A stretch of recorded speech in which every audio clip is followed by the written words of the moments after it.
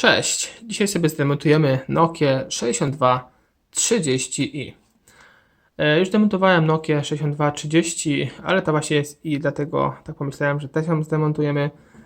Ona tutaj ma kolor srebrny, a bez i przeważnie była w kolorze czarnym. Ściągamy sobie tylną klapkę, bateria to BL5C.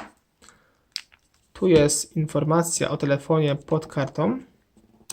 32 MB. Telefonik to model 6230i, typ RM72, wyprodukowany Finlandia. I jeśli chodzi o demontaż tego telefonu, jest naprawdę bardzo oczywiście prosty. Tutaj na samym dole podważamy sobie obudowę, bądź w innym miejscu, takim, którym jest to dość łatwo zrobić.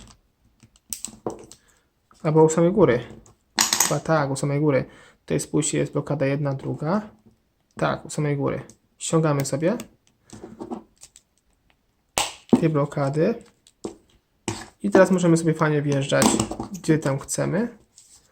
Gdyby ewentualnie nie chciała nam ta obudowa w ogóle zejść, wyciągamy sobie przednią obudowę. No i teraz zobaczcie, oczywiście przystało na Nokię 6 wkrętów, 1, 2, 3, 4, 5, 6 i będziemy to odkręcać tutaj Torxem. Jaki to był Torx? T6H. Jedziemy sobie.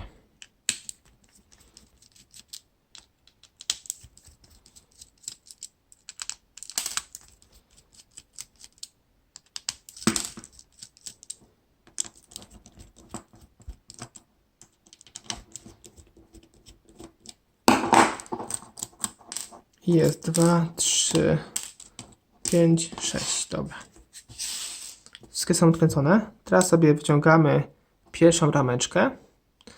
Tu mamy naklejkę klawiatury numeryczno-funkcyjnej. Tu sobie możemy tą płytkę wymienić. Następnie ramka wyświetlacza. Wyświetlacz. Tutaj wyświetlacz jest mocowany na płycie, więc sobie go wyciągamy. Teraz możemy go wymienić. No niby jest prosta Nokia, ale widzicie, trochę jest takie głębsze, zaawansowane złożenie.